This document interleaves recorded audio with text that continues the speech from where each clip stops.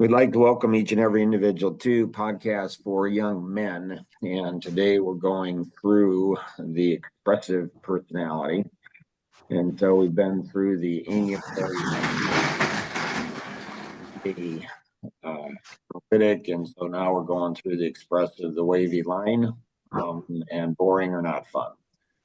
So if you test out as a young man as a wavy line, or you chose boring or not fun, one of your greatest strengths would be your energy, excitement, enthusiasm. One of your weaknesses would be your energy, excitement, enthusiasm. One of your greatest strengths is you have a million ideas. One of your weaknesses, you have a million ideas. So our greatest strength is our greatest weakness, and our greatest weakness is our greatest strength misapplied. It's taking strength and carrying it too far. Now, if you're an expressive, amiable personality, you have a double portion of people. So you have a double portion of people skills. And so you're going to be really fun and exciting, life of the party, center of attention, narcissistic, self-absorbed, but people are going to like you. They're not going to love you. They're going to like you because people love narcissistic people. Why is that, you might ask? I think it's probably because everybody has this desire to be a narcissistic person, and they're just impressed that you actually get away with it. But it's hard to have, or impossible to have, any type of a deep relationship at all with any human being when you're narcissistic, self-centered, self-absorbed, and you're only focused on yourself. Now, if you're a fun and exciting person and you're a caring person, when I say caring, I don't mean caring like you look like you care. Why do you look like you care if you're an amiable? Because you tell everybody what they want to hear. Is that really a caring person? Doesn't seem like it is, but it seems like to everybody else that you're a caring person, and you probably think you're a caring person, even though you are a caring person, but you only care for yourself. That's why you tell everybody. That's why, as an amiable, you tell everybody what they want to hear. Why do you do that? So they tell you what you want to hear. Um, so that's going to be, so if you're an expressive, amiable personality, you'd be a caring, people perceive you as like very fun and exciting, a lot of energy, life of the party, and you're a caring person. You're going to have a hard time getting tasks done. You're going to have a hard time focusing on task, and so you're gonna struggle with tasks probably. Now, if you're an expressive, analytic personality, you cross over. So when you cross over, you're gonna have a lot of inner conflict. And so if your secondary is analytic, one of your greatest strengths is dot the I's, cross the T's, make sure things are done properly in order. Weakness would be the same. Now, if you're an expressive, you have a million ideas. If your secondary is an analytic, you're going to have a lot of inner conflict. Some people might call this mental illness. No, seriously. So you're going to have a million ideas and you want to do them all perfect. You want to do them all perfect and you have a million ideas. So this is you're going to look at big picture and detail, but your mind's going to go all over the place, and people are going to be like, oh, like it's hard. And people might say, man, it's really, really hard to be around you. You can just smile and laugh and say, yeah, imagine if you were me. Like I have to live with myself 24/7. So this is a very interesting personality. My youngest brother has this personality. It drives me absolutely insane. If you're an expressive driver personality, one of your greatest strengths secondary is your drive, assertiveness. You make things happen. Weakness would be the same. You have a double portion of assertiveness because you're assertive with task and people. This is I envy in a good way. This is my good friend Tom Coons. And so this type of person will run somebody over and do it in such a fun, funny way that the person says, please, please run me over again. So when we understand these personalities, you're going to like other people that are like ourselves. And we're going to fall in love with people who are opposites. So there's a high probability. Often the expressive is going to be the third born or the last born, but it's not a perfect science. Depends 2 years, so it's birth order. Often the firstborn is going to be the analytics. So it's always cute when you go ahead and have a lastborn with a firstborn married. So again, we tend to like other people, fall in love with people who are opposites. So the expressive personality will often go ahead and marry, fall in love with an analytic personality. So there's a whole bunch of things we covered in a very short period of time. There's so much more that I wanted to cover. Luke, is there anything that you have questions on or anything else you would like to cover? While Luke is thinking, here's a perspective on time. So the analytic likes to look at the past. The expressive lives in the moment. The amiable lives in the short term, and the driver lives in the long term. So each of these perspectives are very, very important. So the past, why do we even have a past? Well, the past is for pretty much two purposes, it seems like. The first purpose is going to be to, learn from the past. So when we make stupid mistakes, which it seems like, you know, my weakest personality is going to be the personality. I have a number of children that are expressive and many, many friends that are expressive. They seem to live in the moment, and so they seem to me they forget the stupid mistakes they make. Like they almost make a stupid mistake and stupid choice, but they get a lot of energy because they get a lot of attention and a lot of drama and all that kind of stuff. And so they like to do the same stupid things over and over again. That's my perspective as a driver analytic. I'm all about the future, all about the past. I don't live in the present long, but I have studied that with the expressives around me. So I can go ahead and be at a party and be the most drunk person at the party, even though I've never had a drink of alcohol in my life. So I can do that because the brain has chemicals in the brain that are more powerful than any chemical, I believe, known to man. It's really another one of the podcasts will definitely talk about that. And so the past is to remember to learn from our stupid decisions so we don't make the same stupid decision again. So each of the four personalities make stupid decisions. The expressive tends to make them publicly. It's like, you just like, why would they make that? Because they get attention. So even though it's painful, they get pleasure from that painful thing. Anyways, so from the past, stupid choices, learn from them. Okay. Or bad choices or wrong things or things that are unwise, learn from them, or fond memories. These are the two reasons for the past. The future, we need to look at the future with hope. Like, how am I going to? And then we need to live in the moment. So remember right now, right here, as we're listening to this, watching this podcast, right here, right now, this is tomorrow's past and yesterday's future. And then the short term is what's going to happen in the next 5 or 10 minutes, the next hour. Like, are we living a life of intention? We think we care about other people, but do we really care? And so just because we think it doesn't make it true, right? And so that's where the flawless thinking model comes in, and being able to understand, these different things. And so see, think, and do. Humble, thankful, curious, past, present, and future feelings. Expressives are big into their feelings. Holy cow, their feelings. Oh my gracious. I shake with feelings. The expressive is funny. Their feelings are like everything. I feel this, and they think their feelings are true. Like, I have these feelings, they are true. And then, curious questions, humble, thankful, curious questions, and then understanding our light vision. Luke, anything you'd like to share today? Okay. So Go ahead. I'm an expressive. Yes. How do I figure out my feelings between the facts? Well, there's probably, like my grandfather told me when I was 8 years old, like, it's the craziest thing, Luke. You're 18. Most people think you're young. I go back to my 8-year-old self and I say, he's not young. He's more than twice my age.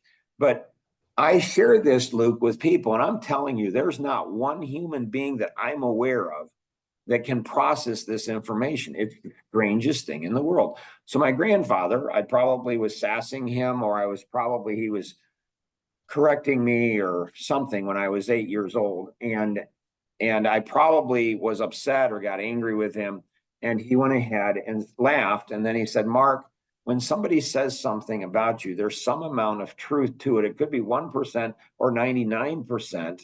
It's not up to them to decide what percentage of truth or what to do with that. It's up to you. And so I'm 8 years old. I've been told this. I'm 59 now. I've been told this one time in my life. It was at 8 years old. He died when I was 9. I didn't live close to him, so I probably only saw him 5 times in my life. This is not on Google. This is not anywhere. My parents nobody's ever said this to me. But at 8 years old, I said, that is really powerful. That makes sense, Grandpa. Like I'm thinking, that is brilliant. I am the smartest grandpa in the world. That is so cool. Because what that does is it eliminates defensiveness. And so the expressive personality, they just love drama. They love conflict. They love drama. They love everything. And so when you look at how do I discern, there's some amount of truth to everything. And there's some that's not. And then there's multiple in the quantum world. There's multiple truths, which if you're raised by, Baptist, like my dad's was a Baptist pastor, there's one truth and there's only one truth. Well, what truth is that? Well, it's what we believe. Huh, interesting. That does not sound humble. And so there are perspectives and different things. And so good question. You could write it down and say, well, from this perspective, what you're seeing is true. But from another perspective, what you're seeing is totally untrue. So it's being humble, it's getting back to humble, having humility and realizing I am seeing one perspective. I am not seeing all the perspectives. Great question, too, by the way. Does that answer your question or not so much? I think so. If you're listening to this podcast and you're like, it doesn't answer Luke's question at all. The reason it doesn't answer Luke's question, is because and not to be mean or harsh to you, but maybe it's because you're not looking for the answer. You think you're looking for the answer, but maybe you're not. Now that might invoke some of your feelings. Like my son Ben and I went on vacation to Pigeon Forge, Tennessee, and we were talking. The amount of fun things we did, it was insane. Like yesterday was all day go-kart racing, like all the way until like 8 o'clock at night. It was crazy. Anyways, so it was a lot of fun. And I said to him, I wonder if we never get angry with somebody else. I wonder if we only get angry with ourselves, but we take it out. We transfer the anger to somebody else. Profound thought.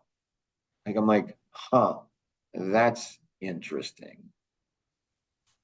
And then, so yes, it is a trick, a ploy to get you to listen to other podcasts because there's so much more that we want to share. But this is not like everything else in social media. Like it's anything that's shared here is designed to help you live a more full life. And so live a lot more of life rather than spending time on podcasts, listening to other people, going through and doing all of that. Like this is important as a young man, or if you're a parent of a young man or a girlfriend or a wife of a young man, like we need to be living life, not talking about life, not watching somebody else's life and having envy and saying, I wish I had their life. Like if you knew what their life was really like, if you did, being honest, if you knew what their life really was, there's a high probability you wouldn't want their life. On the positive side, you wouldn't want to go through the pain and suffering they've been through to get where they're at today.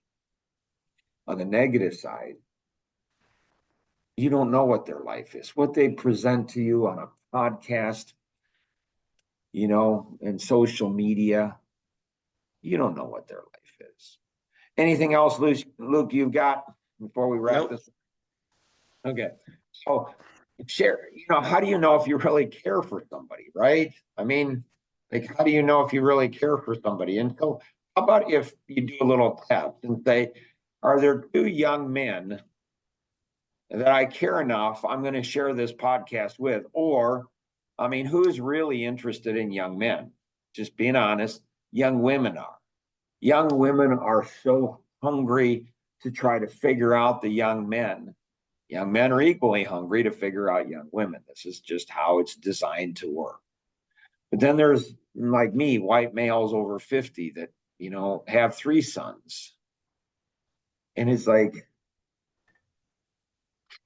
you'd think I would understand young men, today because I was a young man once. But my kids say that they never thought that they think I was never a child. They think I was just like baby boss. Like I always like I was entered into this world as a grown up. I don't think so, but I understand what they're saying when I see men in their 20s or 30s or even 40s, and I'm like, what are you using your brain for? Like when you were 8 years old or 5 or 12, like, did you not listen to anybody in your life? Like Tom Kuntz, when he shares that when he was a teenage boy and his grandfather said, Tom, he laughed. And his grandfather said, Tom, what I'm sharing with you right now you're probably not gonna appreciate it. You're not gonna see value. All I ask is that you write it down. So are you writing these things down? Probably not, which is fine. It's your life, right? Don't complain when you don't get what you want in life.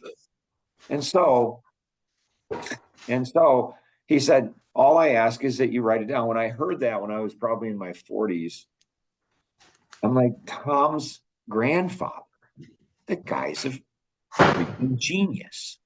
Like he really is. That's amazing. That's like so amazing. Not just for teenage boys, for 59-year-old men. Like write stuff down. Like all these people around you, these young men, they're brilliant, they're amazing, but they're not. But they are. Like they can help me see something about a 59-year-old man that I can't see. And I don't know because I listen to them. Will they listen to me? It doesn't seem like often. No, they don't. They think they're so smart. They've got life figured out, which I guess is fine. I think when I was their age, I don't know that I thought that, you know? So, anyways, hopefully this has been helpful. Look over the other podcasts. Share this with like 2 other people, especially women. Like share it with women. We started getting women on to participate on this podcast, and I'm telling you, it's crazy what's going to happen to this thing. So hopefully this has been helpful to you. If you have any questions, connect with the individual who invited you to participate in today's session, or you can call toll free 888-230-2300 outside the US. It's 30393-9909. Always remember, we can accomplish so much more together than we ever could on our own. Have an amazing day. Bye-bye.